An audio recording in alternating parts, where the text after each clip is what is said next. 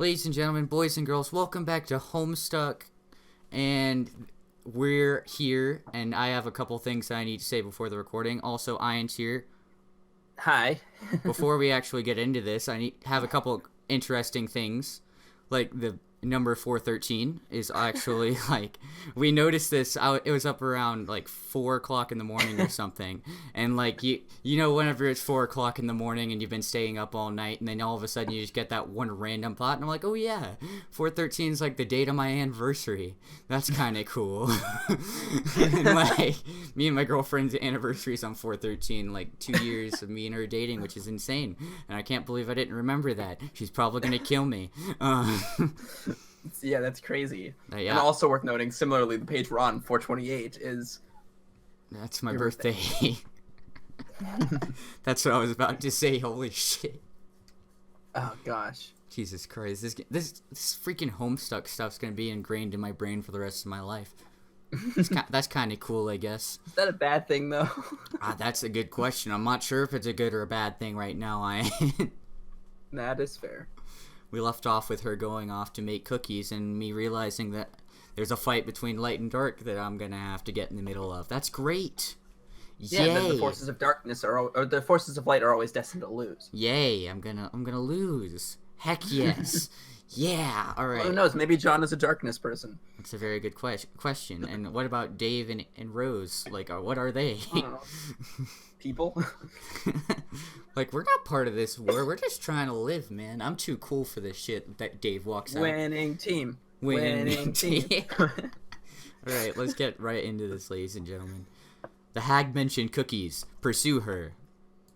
I believe we did already read this bit, yeah. Oh god damn it, that's just what you needed. More baked goods. John, you do not say no to cookies. I command you to get them. Betty Crocker. That's amazing. Yep. You totally abjure the hell out of that idea. You're so busy abjuring you don't even notice Rose has been trying to pester you this whole time. Rose, hit John in the head with box to get his attention. You give John a swift drubbing in the noggin, but he is undeterred. That is some fit he is throwing. He doesn't even care. Imagine getting whacked in the head with a box, you know? Wouldn't you be at least a little bit like, what the hell? Yeah, you're getting smacked in the head of the box, but you're too focused on not wanting cookies to care. That's a very good point. Yeah, but they're cookies, dude. Perhaps you will take this spare moment to contemplate the Nanna Sprite's strange tale. It may also behoove you to record your thoughts on these developments in your game facts walkthrough/journal. It can be hard finding time to update it. In fact, you're not even sure where you find the time to write that's already there. Fucking dead cat. Please never do that to a cat. Never. Jasper's is just laying there. It's like, I'm just chilling, man. Next page. There he is. I knew that was gonna happen. Oh, is that so, Jaspers? And just who do you think you're looking at with that smug grin? The last thing you need is sass from a dead cat. It's pretty much all his fault you're in this mess in the first place, so he can just button it. John, cookies. Now. How come John just hates cookies? I don't understand. But they're cookies. You refuse outright.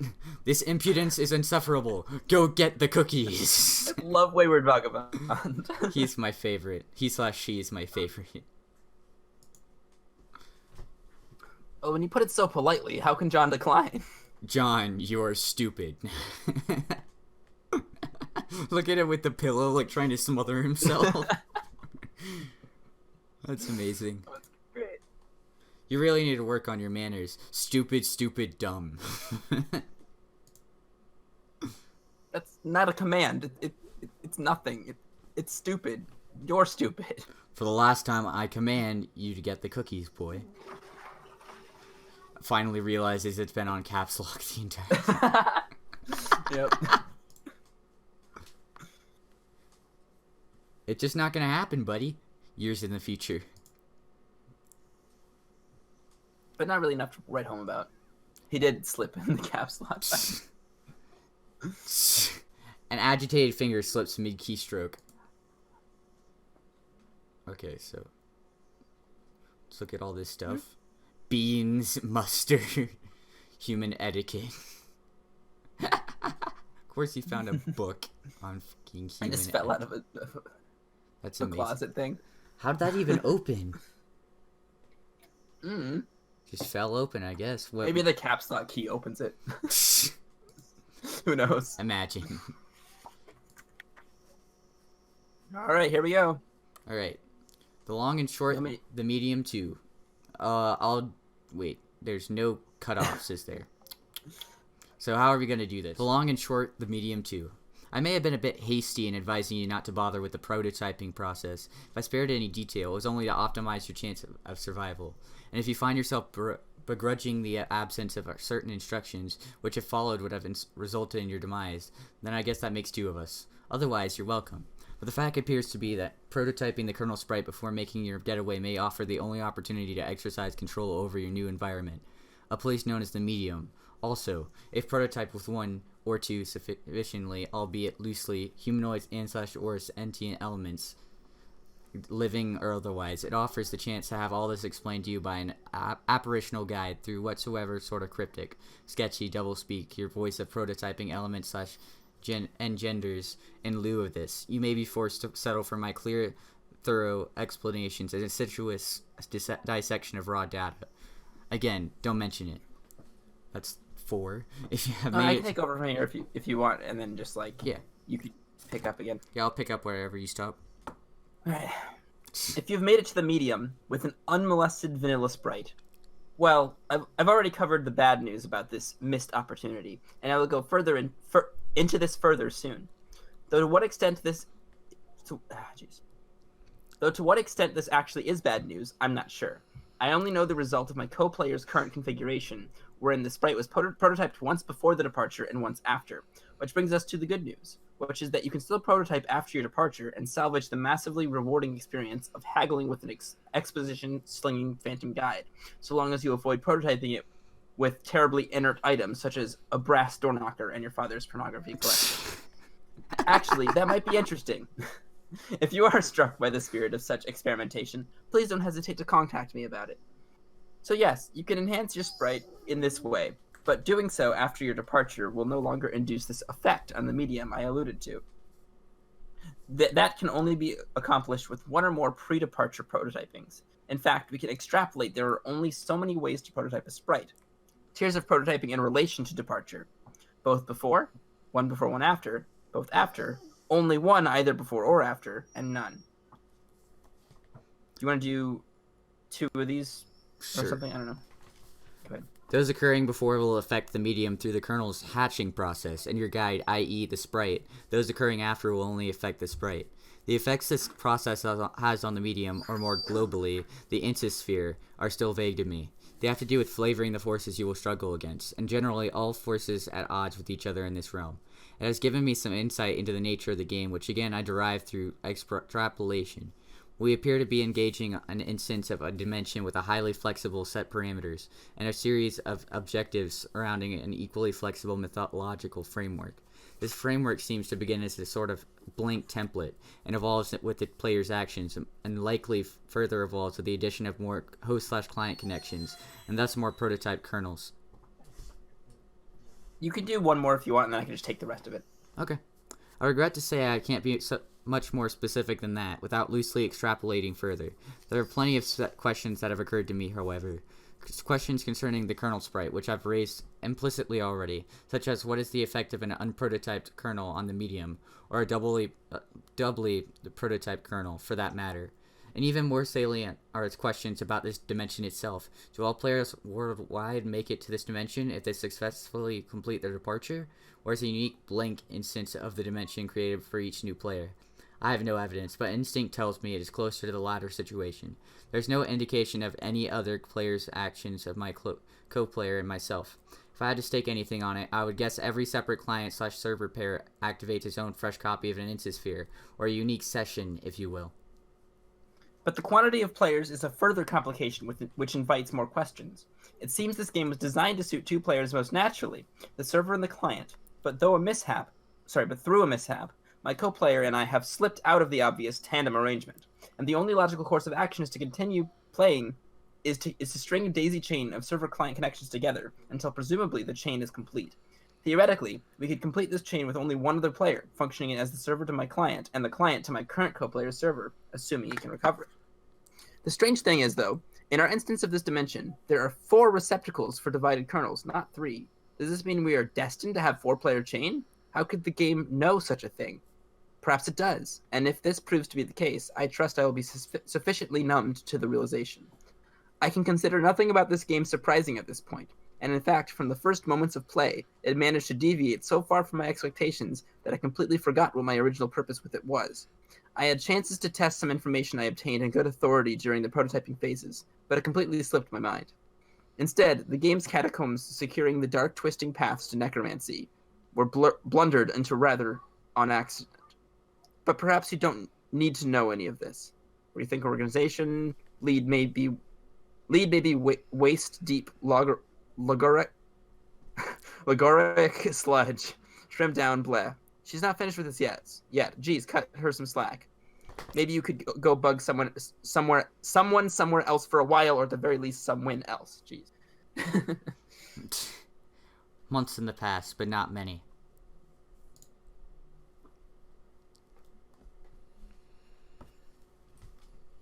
A very Nice. snowy facility. Nice. This is Rose's house. I love that waterfall. Like Oh, I thought it I was love a the look of facility. Rose's house. I wish I had a house like that. That'd be Right? dope as fuck.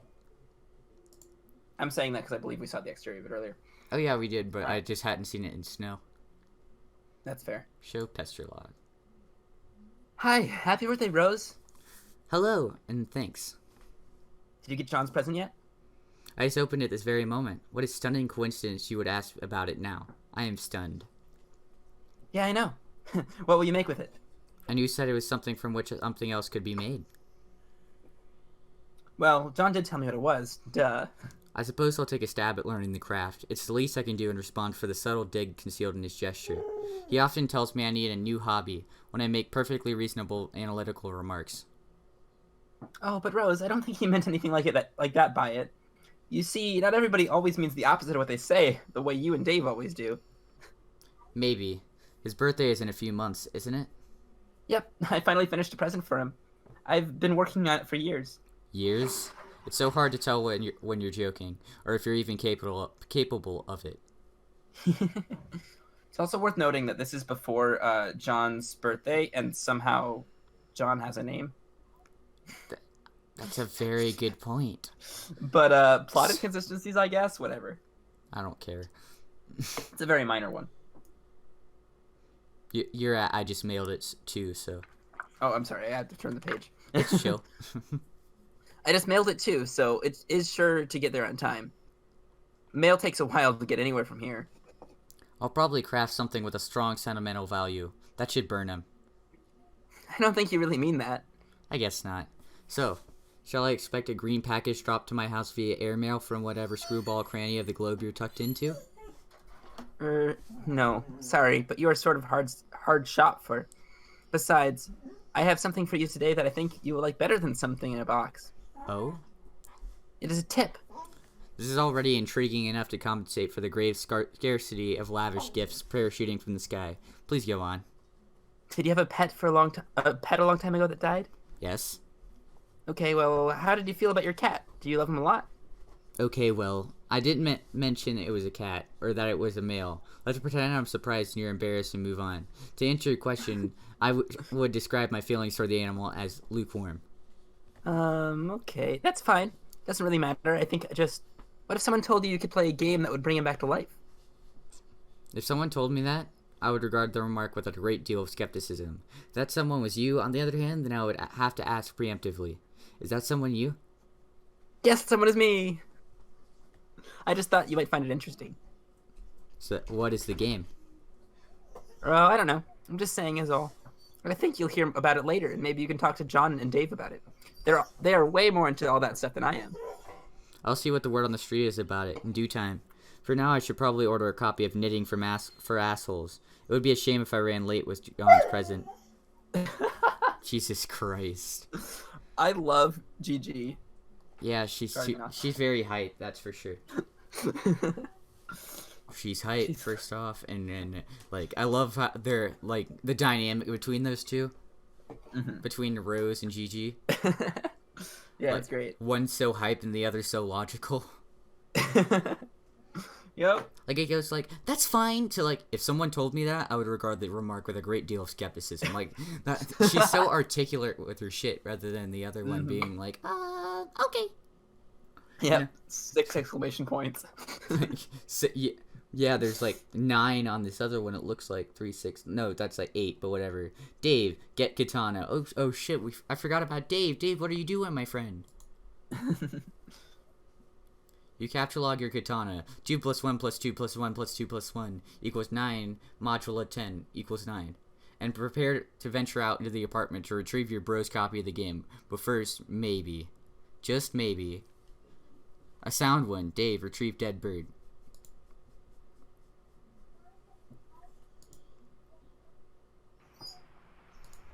Oh, this one is still flash animation. Holy shit. Did you full screen it? Yeah, I did.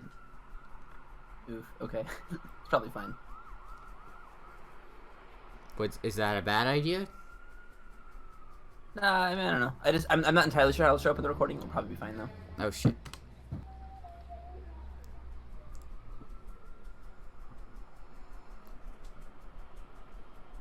What the fuck? I'm just looking at it. Oh, it's frozen for me. Weird. You can see full screen. I still see a full screen, and it's just a frozen frame. I unfull screened it. Dude, that bird is long gone. It probably won't last in this heat anyway. You don't even know what's up with this sick heat. The sun threatens to set, but won't step off. It's staring you down like the big red eye of a hot needle skipping on a groove. It's tracing around the earth. While lingering in midair, its heat seems to suspend time itself, stretching it like warped vinyl. It's meant to rain this season, but there ain't been a drop in sight. Even a little drizzle would help. It might help to fizzle this sizzle a little bizzle. Set the record straight on this global turn tizzle. So don't change the dizzle, turn it up a little. I got a living room full of fine dime brizzles, waiting on the prizzle, the dizzle, and the shizzle.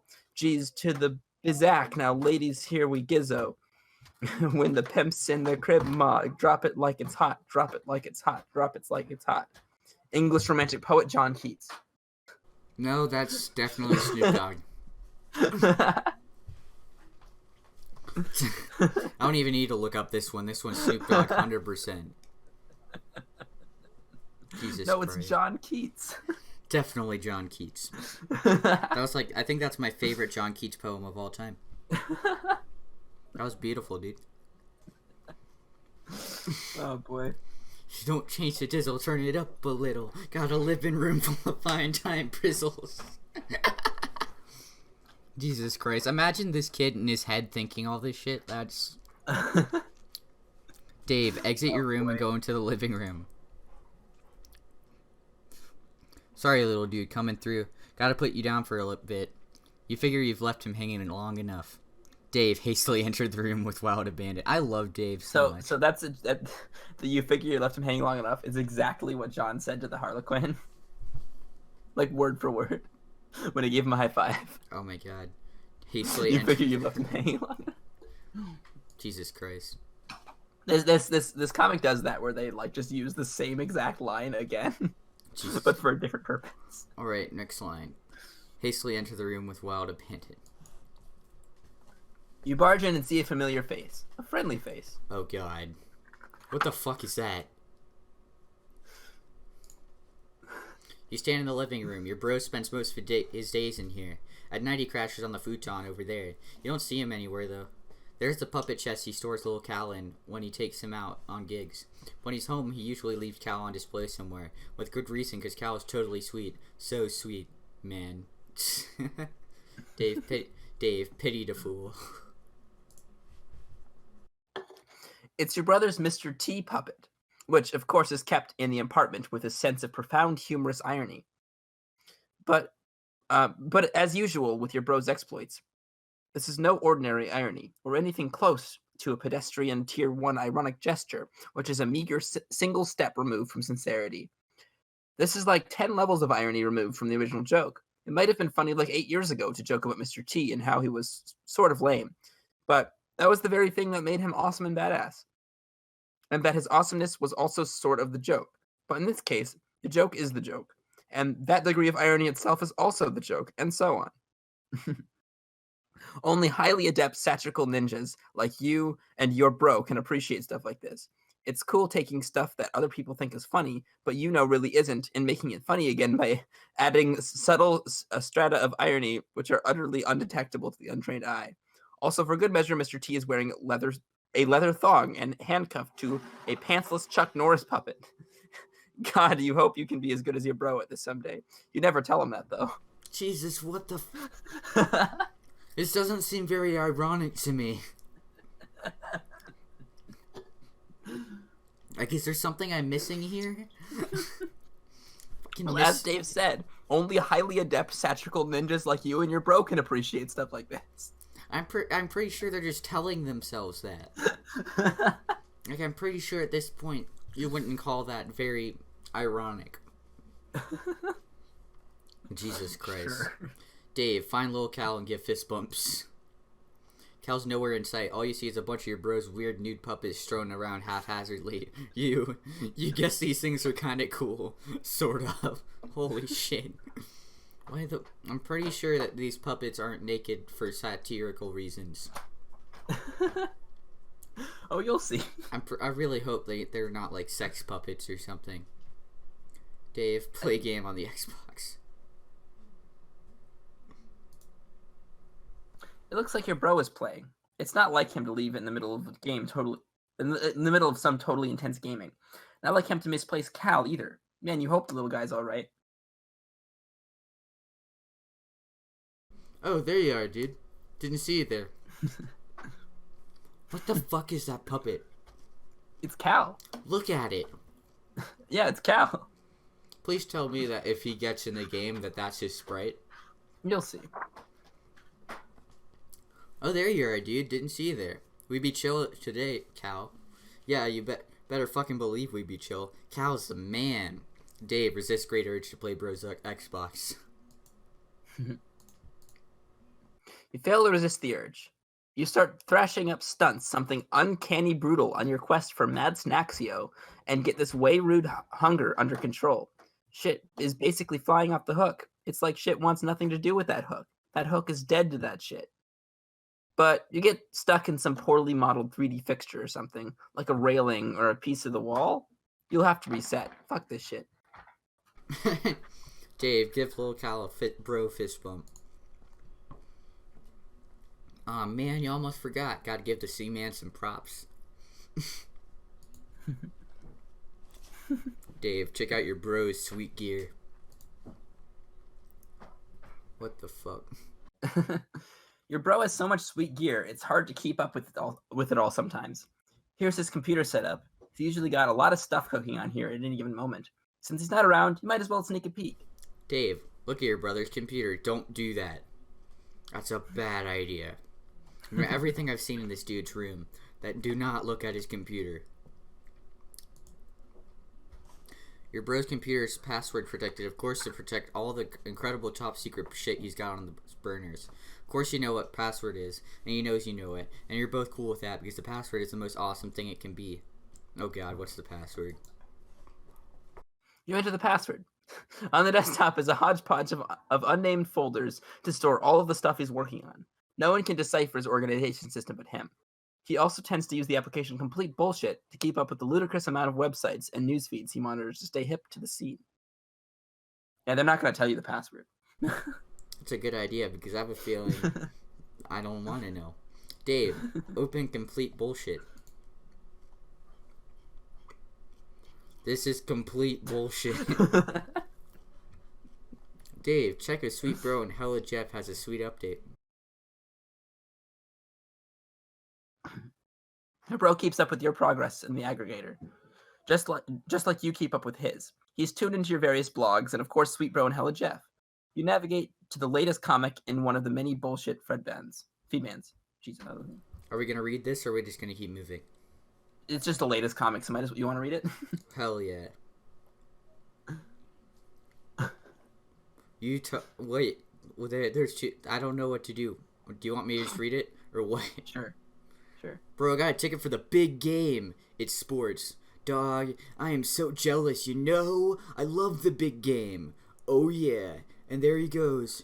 The big man has the rock. He's driving so hard through the paint downtown. Alley-oop for the slam dunk. What the fuck? Dave, mouse over the orange stripe containing plush rum. What the fuck? Okay. I knew it. Another one of your bro's many ironic websites. The difference here is that he rakes in thousands of dollars a month through this enterprise. Smuppets are a multi-billion-dollar-a-year enterprise, and it's awfully hard to resist taking a firm squeeze from the plump udder of the cash cow. Dave, stop wasting time and look for Bros Beta. What the fuck, dude? You guess you've messed around on his computer long enough. Better get a move on before it's too late for Rose, or worse yet, your bro catches you. But my god, the rumps. They're transfixing. What the fuck? You know this is ironic and all, and your brother reaches echelons of irony you can only dream of daring to fathom. But on a rare occasion, when your guard is down, it all just seems a tad unsettling to you. Jesus Christ. Oh, hey. Hey there, Cal. Dave, give Lil Cal a nervous fist bump.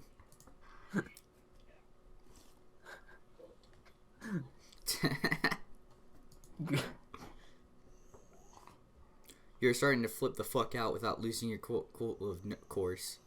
Dave, pester John to ease your nerves. You get Egbert on the line again to give him the lowdown on your progress. You feel it's important to keep the wires hot, but he's not answering. You wonder what that guy's up to. Being stuck in the middle of nowhere? I think we actually already read this? Question mark? Jesus Christ. Looks like Rose is finally logged in again. Didn't John say your house is burning down? You wonder if she's on fire yet or what? Dave, pester Rose. Oh, there you are. John said your house is burning down. Are you on fire yet or what? No, for now I've retired to the safety of a smaller building, which is much closer to the forest fire threatening my residence. Oh, well that's a relief. John told me to get the game to help you get out of there, so I'm working on that now. Working on it? Yeah, my bro's copy. Long story. Hey, don't tell John this, but I think he might have been right about the puppets. They're sort of starting to freak me out a little. We read this. We did read this. Oh, we did. Yeah, I remember that. You can read it again if you want. I don't care. That's up to you if you want a refresher on it, but I already remember. I was starting to remember whenever I first saw it. Seconds in the future, but not many.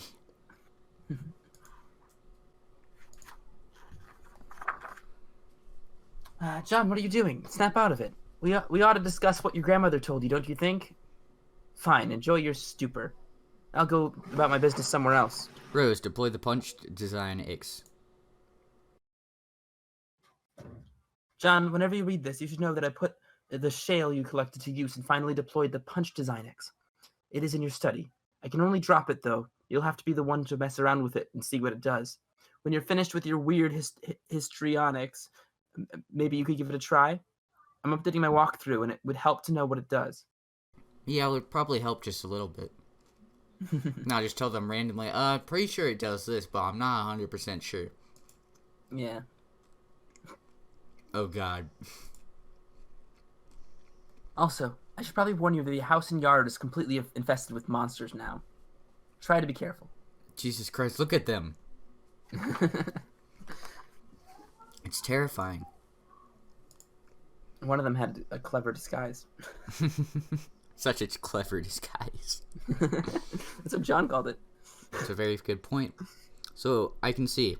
Stupid, lousy imps. They're mucking up all my cool stuff. Oh, there you are. Oh, yeah. Sorry. I'm not sure what came over me there. I was acting really crazy for some reason. But my head feels like it's clearing up. I think I'm alright now. John, rebuild the claw hammer and return it to Specibus. You're getting way better at this sort of thing. John, confront Pogo Ride to prepare yourself for Nanna. Thank God your sanity has returned so you can entertain extremely rational, coherent thoughts like this one. You examine the pogo ride from the bathroom window. You do not like what you see. I'm afraid of what I'm going to see. Those sons of bitches. No one risks painful injury on your green slime ghost pogo ride. No one but you. Show me anyway. Let's see the original Flash. One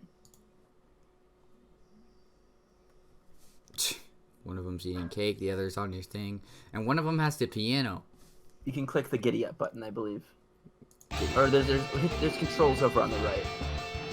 There's like, I think you can use certain keys. If you hit the top right button. It's not a button for me. Yeah, it's not doing anything. Interesting. Well, they're supposed to be able to, like, just go back and forth. Well, yeah, that's what I was thinking. Rose, drop something heavy on one of those imps. Oh, shit. Oof. Rose. Holy shit, you just murdered that son of a bitch. That's an expensive piano. Just a little bit, only slightly expensive. Holy shit. Oh gosh. Rose, my piano. Frowny face. Sorry. No nuance to these controls at all. I was hoping to bludgeon the amp without letting go of it. Guess I can't really do that. A broken piano isn't the end of the world, though. I guess you're right. You'll need to pick up the spoils in person. I can't interact with the grist. So, that means I have to go out the back door? Yes, is there a problem? Well, it may sound dumb, but I was hoping to avoid Nanna and her spooky ghost cookies. You're right, that does sound dumb. Can you see her in the kitchen? Yeah? What's she doing? Is she baking? You could say that. Are you sure you can't get that grist up to me somehow? Maybe. Rose, use pogo ride to fling grist through window. Fucking game. Doesn't look like that grist is going anywhere. You just never know with these gaming abstractions. Oh my god, just a fucking thing between us. I'm not sure who this is, but I mean... they did break a piano. Oh god. Rose dropped pogo ride in John's bathroom. Just Why? rips that out of the ground. Jesus Christ, why would you drop that in the bathroom? Because the grist sticks to it. It's a fair point. But, like, why in the bathroom of all places? I don't know. Smacks forehead. Yeah. John, get grist. There you go. Now why don't you check out the Designix? You can do that while I get to work. On what? Piano. Level up for slaying the imp. The piano in its valiant effort has unfortunately been slain. But if it hadn't, it would have raked in so many boon dollars you have no idea. So many. Rose, it's time to build. Jesus Christ. This fucking book, dude. Oh, I love this. Nanna said to build, so that's what I'm doing. Oh, yeah. Okay. But this sure is going to take a lot of grist. Looks like you're gonna be busy, John. Blarg. Well, what are you building? Stairs? They are fairly expensive, actually. Oh, man. I gotta warn you about stairs, Rose. I'll try recouping some of the grist from the catwalk I built earlier. Oh my god, she was looking at fucking that comic. Jesus Christ. That's amazing. It keeps happening. Good. Looks like I can get a refund for earlier allocations. I told you, Rose. I told you about stairs. Okay. Consider me fully briefed in the matter of stairs. And if you don't mind, it's hard enough to concentrate on this without immersing ourselves in Strider's non sequitur. Do you know he thinks puppets are cool? Does he? He's so dumb. Rose, use build grist to construct observation tower on roof.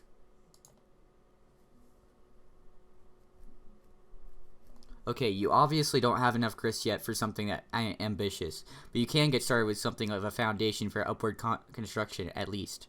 John. This doesn't look... Sorry, this doesn't look very stable at all.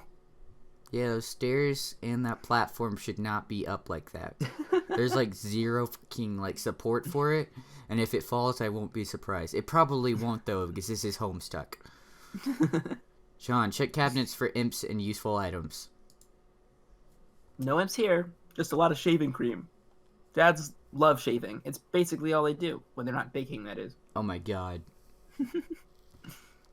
I've only shaved like once or twice in my life, and I always end up cutting myself somehow. You're young. You're a youngster. It's a fair point, but I am getting a mustache, and I do not like it. I have to shave way too much. I have like a white trash mustache, and I really don't like it. Oof. Well, it would suggest where I live. John, bring 2 cans of shaving cream. Audience, you'll get that at a later date. Capsule lock card. Fucking flinging shit out the window. Jesus Christ. Yep. That is you. Oh, you capsule lock 2 cans of shaving cream just in case. You never know when you'll need to bust out for a hilarious shaving cream Santa beard to ratchet up your prankster's gambit. Your telescope goes flying out the window. John, ride Pogo ride. The telescope goes yeeting out the window, and your first reaction, I'm gonna go ride this Pogo. Well, remember, these commands were suggested by the audience. Fucking Jesus Christ. It's a little cramped in here for any sort of proper reckless pogoing. You'll just grab it to hang on to until the right moment presents itself. Fucking capsule locked it. Of course he did. The towel floats back down to the rack. The circle of stupidity is complete. Rose, check up on Nanna Quinn, see what's cooking. Bathroom. Dude, this bathroom has been through so much shit. Imagine if you needed to use the bathroom in this situation. Right? And the toilet's broken, so... So, and you try to flush with that shit? It's broken. Look at the... I can tell. The pipes are not connected. Not even slightly. Rose, check up on Nanna Quinn, see what's cooking. Yeah. Fucking cookies. Pawn cookies. And the fucking imps are eating them. There's so many cookies. So many imps. Yeah. Jesus Christ. John, make your way to the study. Oh, holy shit. Nanna Sprite just obliterated that imp. Yep. Don't touch Nanna's cookies. Don't touch my cookies. Alright, moving on. Jesus Christ, look at this shit. What the dancing with the fucking Harlequin? Look at that. What the fuck is this? Oh, these imps. Looks like the imps have looks been... like... Wait, is that me? Or you? Or you just take it? It is me. I'm sorry. No worries. It looks like the imps have taken a shining to the crux shooter. Cruxite and black goo everywhere. John, that's a mess. Ride Slimer at Pogo and one up that imp. What the fuck is this? I don't understand what happened here. That machine just reproduces the Cruxite dowels. So they've been making a whole bunch of Cruxite dowels. And black goo, I assume, is just like imps are made of black goo or something. I don't know. It looks like it. Well, okay, it's not a Slimer Pogo, but you mount it anyway and brandish your deadly armaments. John, ride your steed to victory. Oh my god. Look at that, dude. Yep. This is incredibly dangerous. Definitely dangerous. John, flip the fuck out. Let's see how they like the old double barrel lather blaster. Whoopsie shit. Oh shit. I said ooh shit for some reason. What the fuck is this? Do you see this shit? Yeah. He's riding the fucking pogo around the house. I'm pretty sure that's not how that's supposed to work.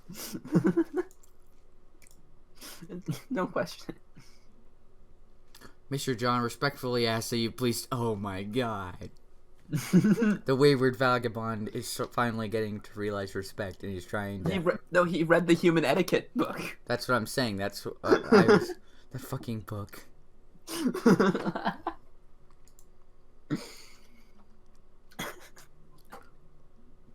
Don't move or the pogo gets it. Now, sir boy, flee from this boar's rabble post haste. I like how the imps are actually affected by that. The imps are just like, don't hurt our pogo, please. The shaving cream as well. What the fuck?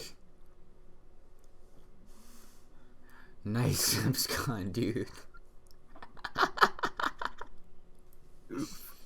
just did like a backflip through that shit. I don't understand.